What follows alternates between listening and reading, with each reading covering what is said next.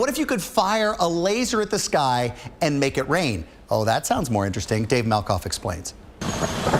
Just another stormy, wet afternoon in central Florida.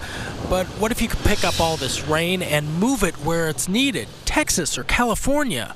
What if a laser could start the rain? So you can almost use it to set it off. Matt Mills got into lasers as a kid. It's just innately cool. Now he's part of a team of scientists and military backers on the cutting edge of a new technology, making lasers powerful enough to reach up here into the sky where a thunderstorm is just about to start.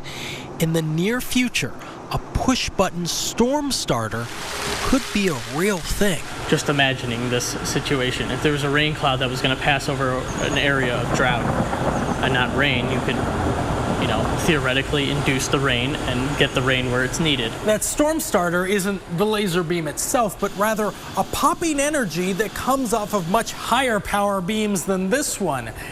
The problem is those pops have always had trouble getting into the sky.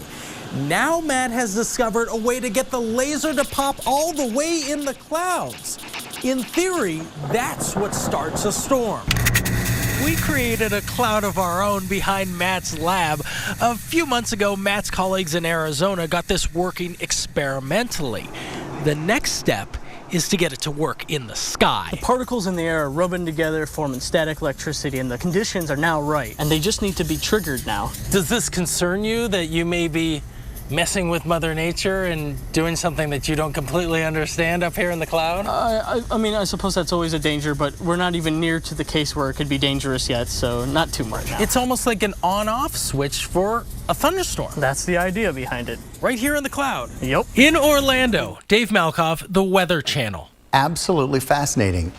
Absolutely fascinating. And it could change a lot of things, like these areas of drought that we're watching in the West, if it actually worked. All right, let's move on to sports. That was amazing. I saw those lasers at a cabaret in Tampa. It made it rain there too. But this morning, I'm going to start my